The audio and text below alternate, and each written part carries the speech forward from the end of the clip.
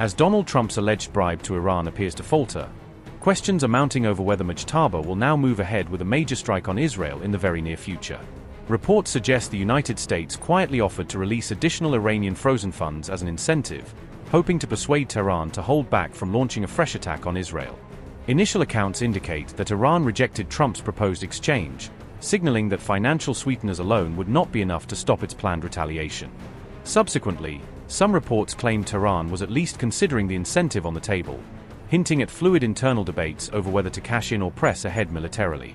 According to Israeli media, intense back-channel talks are now underway between Iran and the United States in a last-ditch effort to prevent Tehran from firing directly at Israel. Meanwhile, Iran's top general has warned that his forces have finger on the trigger for a potential strike, making clear that the military is primed to act the moment political approval is given. Major General Abdullahi has vowed that, if provoked, Iran will hit what he calls the heart of the enemy, raising the specter of strikes on high-value Israeli targets. Iranian officials now say they are waiting for the smallest mistake from Israel, promising to use it as a pretext to deliver what they describe as an unforgettable lesson. Flight tracking maps show Iranian airspace almost empty, with commercial routes diverted away as the wider region braces for the possibility of a major incoming strike. US President Donald Trump has reacted sharply after Israel's bombing of Beirut, publicly rebuking his closest Middle East ally. Trump effectively scolded Israel for launching strikes in Lebanon on what he called a special day. Trump said, and I quote, "This morning's attack on Beirut should not have happened, particularly on a special day when we are so close to a peace deal with Iran. Israel has the right to defend itself against threats, but the attack it was responding to was very small and meaningless. Nobody was hurt, injured, or killed, and should not disrupt this important process. We are very close to a deal that will bring peace to the region, including to Lebanon, and all sides should stand down.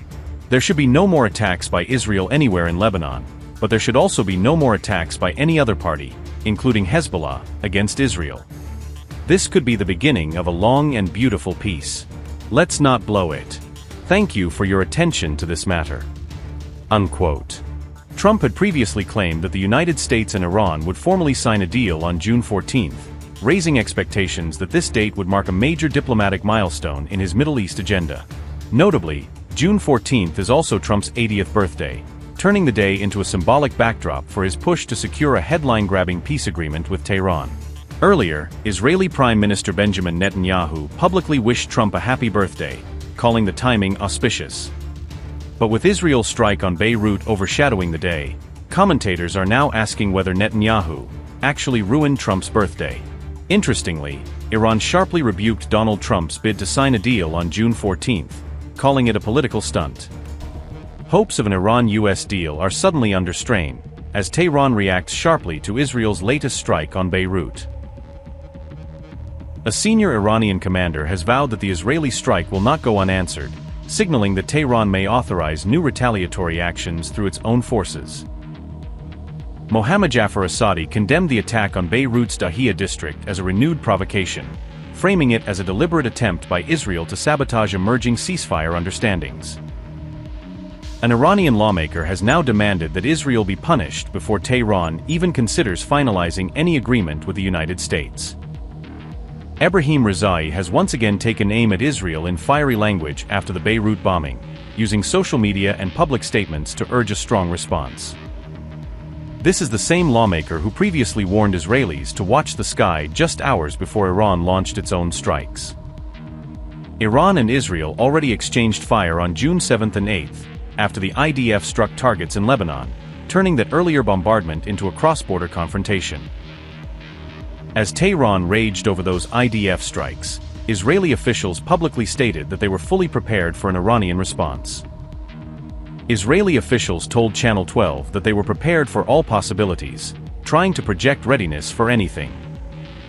Tehran has repeatedly maintained that any long-term deal with the United States must include an end to Israel's war on Lebanon.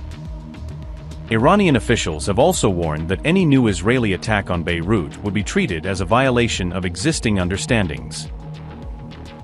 Israel Defense Forces' lethal strike on Hezbollah headquarters in Beirut caught on camera hours before Iran peace deal developments. On June 14th, Israel carried out a strike in the Dahiya district after drones crossed into its airspace, according to Israeli military. the Hezbollah facility was said to be used for planning attacks on Israelis, as stated by the IDF.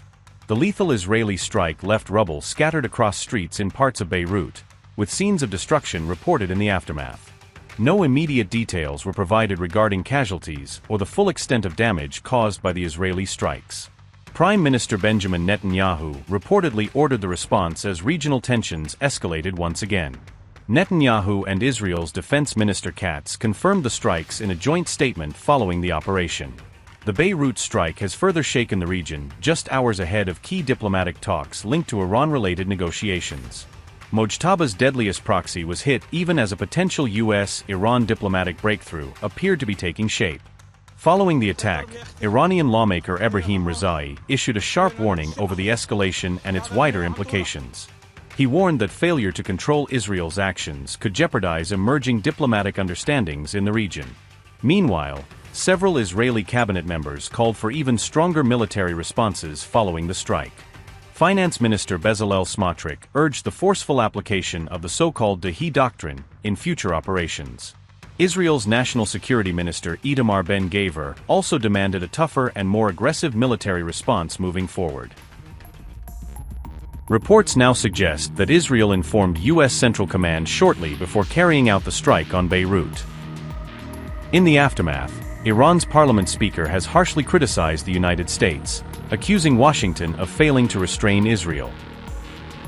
Mohammad Bagher Ghalibaf argued that the Beirut strikes show the U.S. lacks the will to carry out its commitments.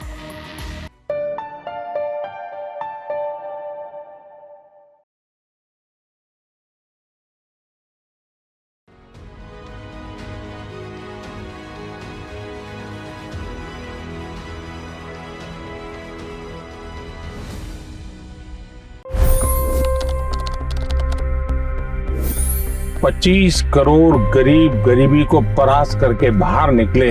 For the good of our nation, let's work together and let's truly make America great again.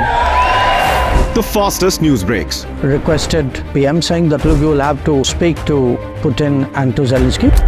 The biggest newsmakers. The relationship with India is probably the most important bilateral relationship the U.S. will have for the rest of this century. The capital delivered quite an election result today. Expert analysis. The million-dollar question today is how to stop this dance of death. Ground reports. I'm standing at the crossroad of the Kumbh Mela. Behind me are more than 100 entry ghats. Long-form interviews. Exclusionary politics is reflected in Manipur case as well. You don't bother because this is a small state. Deep dive into burning issues. It's often said DRC could be the richest country in the whole world. It's because of what sits underneath. Why exactly did the US topple the Sheikh Hasina government? HT videos. We don't just break news, we break it down.